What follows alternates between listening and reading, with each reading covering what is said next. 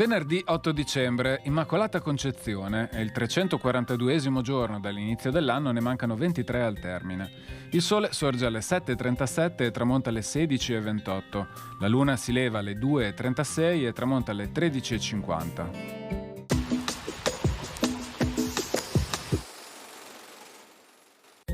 Il bailo veneziano a Costantinopoli viene convocato dal Gran Visir. L'accoglienza è quella che il veneziano si aspettava, una dichiarazione di guerra e l'invito a lasciare la capitale turca entro 20 giorni.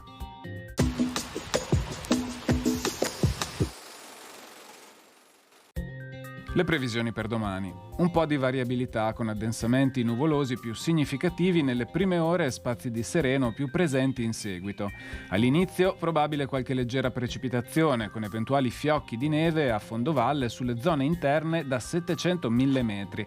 Altrove temperature in aumento, specie riguardo alle minime in quota.